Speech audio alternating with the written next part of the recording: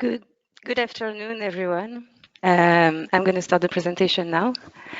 So thanks for attending the webinar dedicated to television trends in French-speaking sub-Saharan Africa. We decided to do two versions of the presentation, one in English and one in French, which will take place later on this afternoon. So let's start first with a quick overview of data access activities. We are a market research and event company covering all regions of the world. The intelligence service provides indicators on television, OTT, telecom, and technologies markets. We also organize events in Europe, Latin America, and Africa. And finally, we publish an online newsletter dedicated to the sector's evolution in Africa and in Latin America. So all the data that we used for this presentation come from DataAccess database, as we make available both quarterly and forecasted figures to our clients for all the markets, TV, OTT, telecom, etc., for the 54 countries of Africa. So first, to understand the market, some elements of context might be needed. So the region under review comprises of 21 countries. The total population amounts to around 320 million in 2018. So this represents 24% of sub-Saharan Africa's total population. And one major characteristic is the strong demographic growth that's observed in the region with an increasing youth population. And this translates, of course, into an increasing demand for connectivity, for television, for content. In the region, Democratic Republic of Congo is the most populated country with around 90 million inhabitants. And Seychelles is the least populated with around 80,000 inhabitants. There are 62 million households, and this means that the average household size is around 5 people. And the GDP per capita is significantly lower than in other regions of the world, amounting to around 890 current USD in 2017. So we can see on the map that it's lower than $10,000 in most countries, and higher than 20,000 only in Gabon and in the Seychelles and in Mauritius. In general, the GDP per capita ranges from around 300 current USD in Benin to more than 15,000 in Seychelles in 2017. So inequalities within countries, on the other side, is not as wide as we might think, because out of the 21 countries under review, 14 have a low or very low Gini coefficient, which measures inequalities within a country. So the most unequal countries of this region are Central African Republic and Comoros, according to this indicator. Then if we look at the electricity penetration, it's approximately 33% in 2018. It's significantly lower than in other regions of the world. And there are also wide differences within the region, from 6% in Central African Republic to around 100% in Seychelles and Mauritius. And this is crucial when it comes to providing most services, including television. But the new way of distributing content through OTT doesn't require this equipment, and the mobile penetration rates are substantially higher than the electricity penetration rates, exceeding 100% in many countries. But so we'll discuss about the OTT later on in the presentation. Another thing is that we refer to this region as the French-speaking Africa, because it's an official language in these countries. But it's estimated that there are more than 80 primary languages in Africa. And if we add the languages and the dialects, and the International Francophonie Organization estimates that around 100 million persons actually speak French in French-speaking Africa in 2018. So this represents around 30% of the population. And the other important disparity lies in political stability within the region. It's a key factor for a country to develop because it's needed to finance projects and set up the conditions for secure markets. Yet it remains a challenge in some countries in the region, as there are currently crises in Democratic Republic of Congo, Mali, Central African Republic, for instance. So if we summarize, the key features of the region are growing population and demand, a low GDP per capita on average, and strong disparities concealed behind a region. If we look at TV households account for 20 million out of the 62 million households of the region. And this represents a penetration rate of around 30% of households. Among these TV households, close to 7 million subscribe to a pay television service.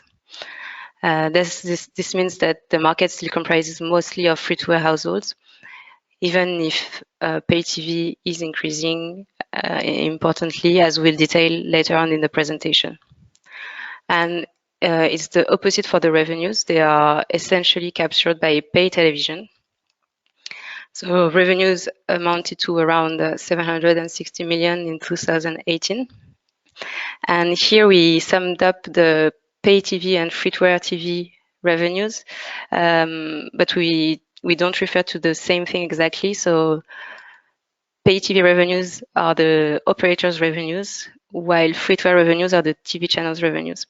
So the pay TV channels' revenues are significantly lower than the figure that is shown. And it's not the same ratio between operators' revenues and pay TV channels' revenues as in other regions of the world, because a lower percentage of pay TV operators' pay TV revenues actually goes to pay TV channels.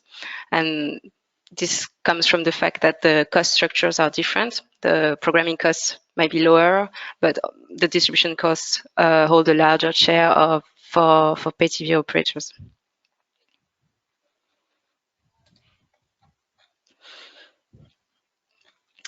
So on average, almost 35% of TV households have subscribed to a pay TV offer. And in the region, the pay TV penetration can sometimes be surprisingly high because of the weaknesses observed on the free-to-air television offer. Indeed, when it's hard to find diverse and quality offers on free-to-air, the pay TV markets are more important because the pay TV comes to compensate the weaknesses of free-to-air markets. And it's true that the free-to-air markets could develop, in particular with the DTT implementation, but as it is not guaranteed in the majority of countries, there is still a promising future for pay TV services. And we estimate that the growth potential concerns mostly rural zones, which still represent 60% of the population in 2017 in sub-Saharan Africa. Free-to-air television is received through DTH and terrestrial signals, and the terrestrial signals are still analog for the most part.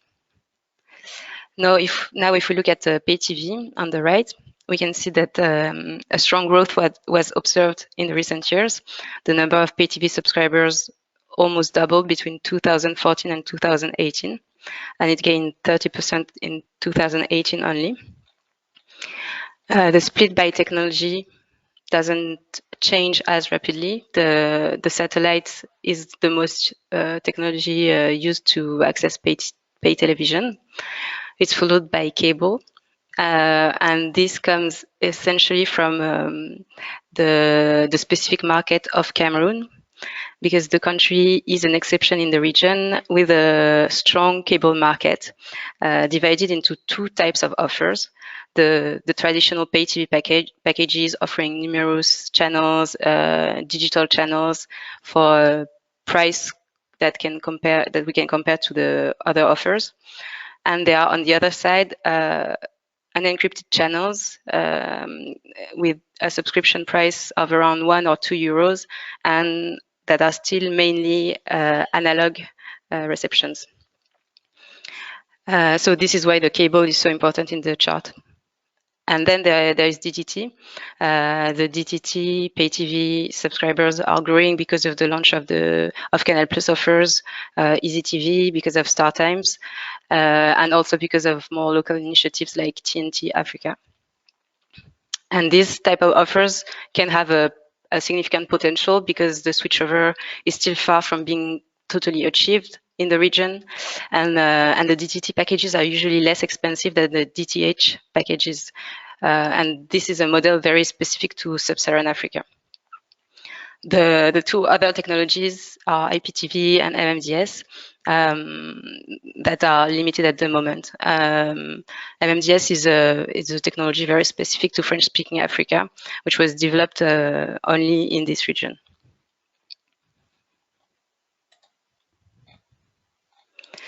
Now, if we have a look at the market structure and competition, we can see that Canal Plus long-standing domination still prevails, both in terms of subscribers and revenues.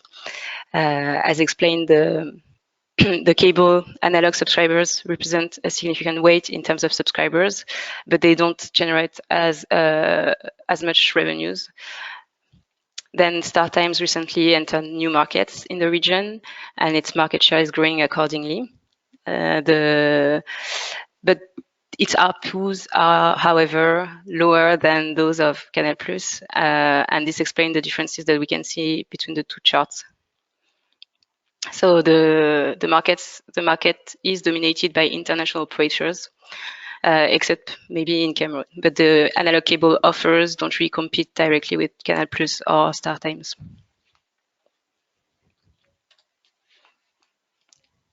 The ARPUs also differ depending on the technology. The DTH ARPU is the highest, and it decreased between 2017 and 2018 to reach around 11 euros on average.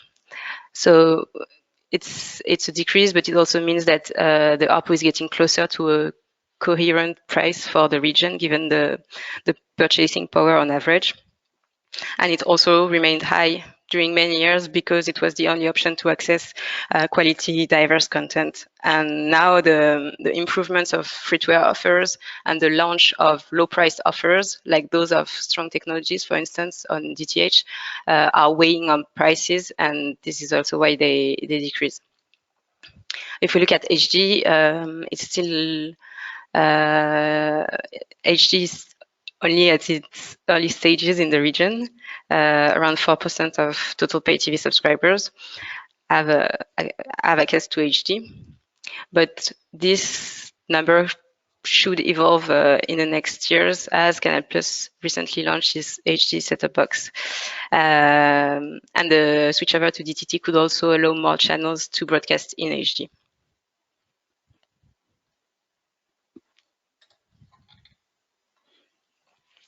If we look at free-to-air revenues, the revenues that are generated by the free-to-air channels in the region reach around 150 million euros in 2018, according to our estimation.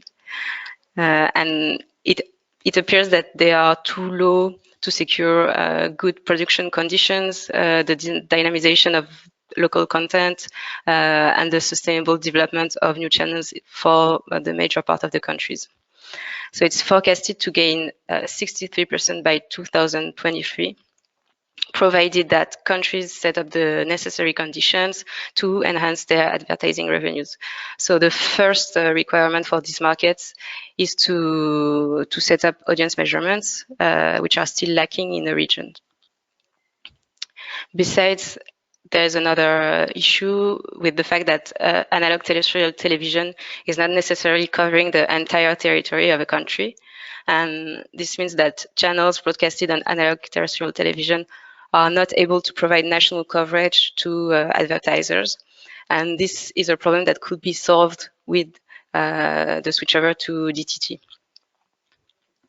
And finally, improvements in quality and the addition of newly launched or ambitious channels could stimulate this market where many channels coexist, but only few meet the standards required to attract advertisers. And we can see in the chart that the the ratio advertising, public funding is the two sources of revenues are almost the same, and this highlights the underdevelopment of the advertising market.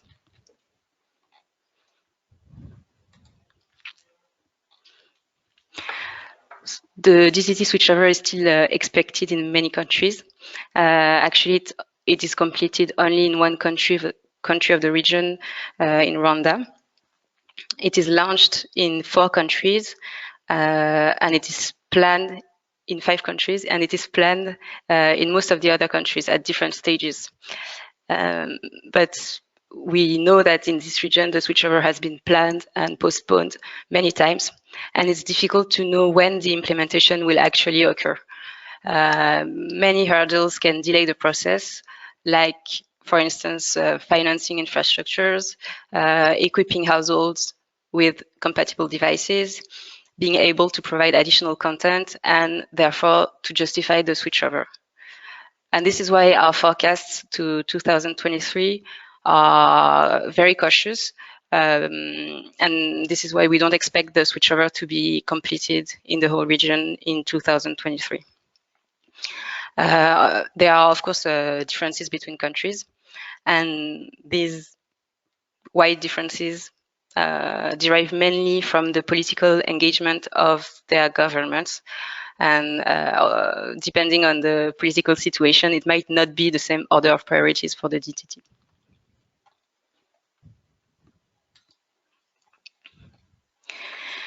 We foresee an increase in broadband connectivity. Broadband is forecasted to gain in affordability and availability in the next years, and to become more widely used than it is today, with mobile access driving the increase. The penetration first of wired broadband, which means ADSL, cable, and fiber, remains extremely low in almost every country of the region, and it represents around 1% of households on average. And besides, there are still large differences between this region and other regions of the world in terms of broadband speed and prices, because broadband is usually more expensive and slower when it is scarcer. So the market will grow. There are some ambitious initiatives in some countries, in particular in fiber, but it will remain marginal, in particular when we compare it with mobile internet. And the growth in mobile internet will be supported by the rise of smartphones equipment, which are forecasted to increase from 64 million in 2018 to 148 million in 2023. And the mobile broadband, which comprises of 3 and 4G, is forecasted to grow simultaneously from 77 million in 2018 to 157 million in 2023. So among these connections in 2023, we expect that around 30% will be 4G subscribers. And in these subscribers, we include 2 types of connections: the connections through a smartphone, the majority, and the connections through a data card, which enables a fixed access. So the technology is not yet widespread, but there are many deployments that lead us to believe that it will become more available in the future. And this evolution leads to many opportunities for content distribution. The traditional SVOD markets are only starting to develop, with an estimated number of subscribers of around 100,000 in Q4 2018, and comprising mainly of Heroku Plus subscribers. So it's worth noticing first that today the platforms distribute essentially fictional content, so feature films and series. And the international players, Netflix and Amazon, remain marginal because they don't have a dedicated strategy by country in the region, and they didn't set up a strong, efficient distribution network. There are several issues for pay SVOD platforms. Well, the first one is, of course, providing attractive content. This is essential. Then there is a true distribution strategy which is needed. The online distribution is not sufficient in this region as it is in Western countries, for instance. And then the platforms need to implement partnerships with other players like TV or telecom operators to reach their subscribers. Then another characteristic of the market is the low credit card penetration. So alternatives to credit card payments must be part of the strategy because the market is essentially prepaid in French-speaking Africa. So alternatives include vouchers or billing through telecom operators that can be efficient options, for instance. Then the financial resources are crucial. The platforms need to be able to sustain the costs of the development until they are profitable. And on this model, the SVOD model revenues come exclusively from subscription, and generally pricing are lower than for paid television. So in sub-Saharan Africa, there are already a few platforms that shut down because they had not reached profitability in time. And finally, the harshest competition comes from piracy. And in this region, the lack of regulation hinders the development of the market. So the other way OTT could be used for content is on an ad-supported basis. In this domain, the content aggregator or distributor faces two types of issues. The monetization of content.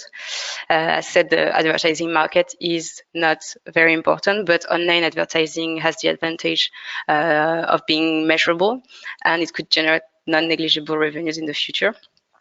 Then there is the question of visibility and rise in awareness for newly launched actors that are not YouTube.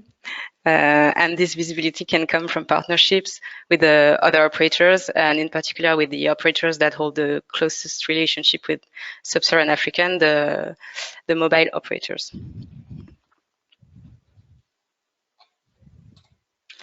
So to summarize, the market is promising because of the increasing demand, because many developments remain to be done in DTT, in measurements, in HD, in broadband. The market hasn't stopped growing until now, and the penetration rates remain low compared to other regions of the world. So competition should intensify with new entrants and the arrival of convergent telecom operators. Then OTT distribution can also unlock new market opportunities that would be allowing to reach customers differently and more widely, given the penetration and the usage of mobile devices. As with other aspects of the market, this development might happen in a different way than in the rest of the world, with a possible prevalence of ad-supported content. And all these topics will be discussed during our conference that is taking place in Abidjan on the 13th and 14th of March. So if you're interested in the topics and in the conference, I invite you to visit our website dedicated to the conference and have a look at the agenda and the speakers. Among the topics that will be discussed are the digital migration, the public television, local production, the economy of TV channels, for instance. So thank you very much. Do you have any questions on the presentation or on the conference?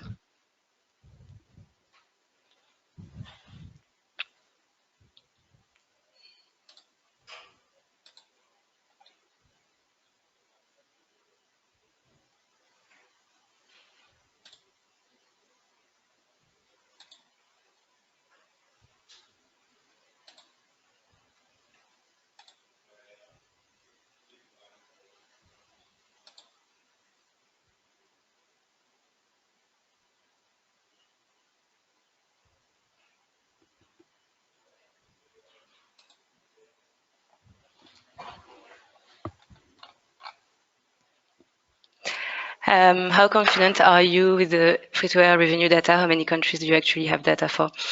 We have data for the main countries in the region, and we made extrapolation for the other countries. I don't have the number in mind, but we made extrapolation based on the GDP per capita, the population, all the environmental information that we had for sure on these countries to have an estimation of the free to revenue data. But the markets we are quite confident on the numbers and the low advertising market in the region.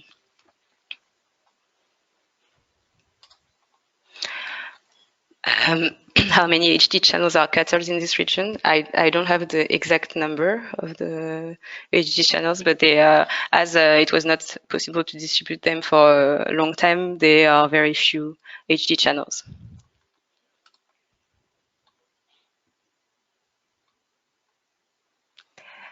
All the slides will be available in the website once the presentation is over in the Dataxis website.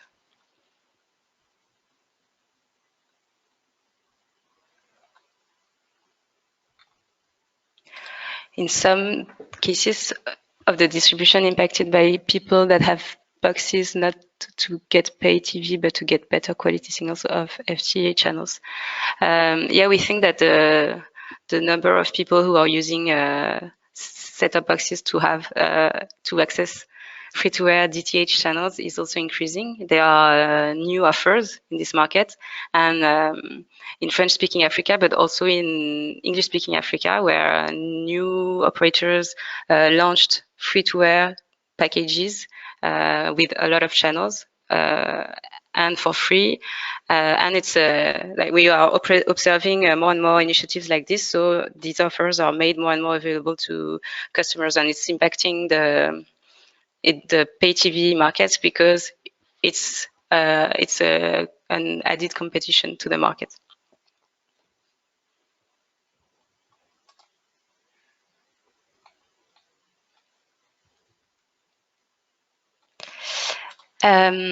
So we have two events at the moment. The French-speaking Africa event. So this is taking place in Abidjan in March, and we'll cover all the topics that I mentioned regarding French-speaking Africa.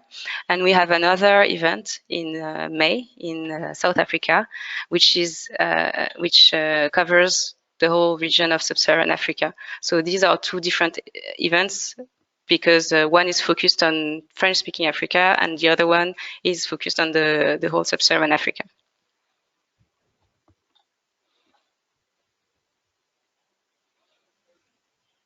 Market share by operator is the market share for the whole region. I was just mentioning Cameroon because it has an important weight on the chart, and this is a type of it's pay television because a subscription is needed, but it's not exactly the same as the traditional pay television services.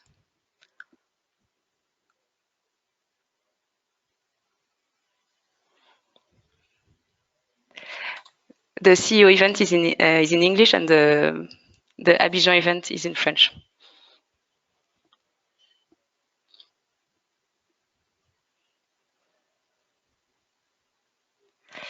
Has there been any cases of operators who employed creative means to facilitate payments across their customer base? The most used mean to facilitate payment is the mobile banking. So using your mobile to make the payment transactions. This is the most used in Africa. Then there are, like I said, there are vouchers. So there are the prepaid options. And generally, even the pay TV operators have to set up a really strong distribution network in all the city by city and region by region where they want to have to gain subscribers, because people will go to the store and renew their subscription directly in person and not through a credit card payment or like we used to in Europe.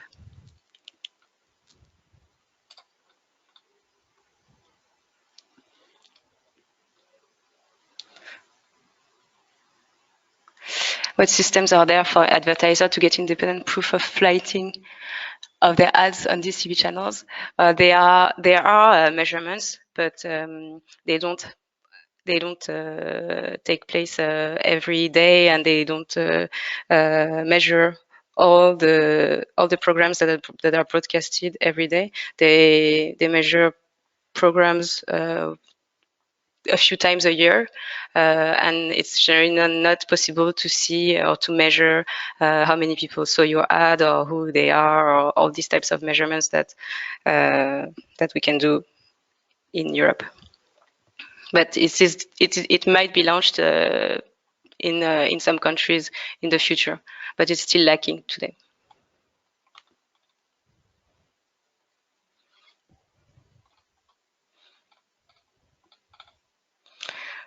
Okay, so thank you very much. If you have any other question on the presentation, on the webinar, or on the taxi services, don't hesitate to send me a mail. My email address is on the screen. And if you have any question, don't hesitate. Thank you very much.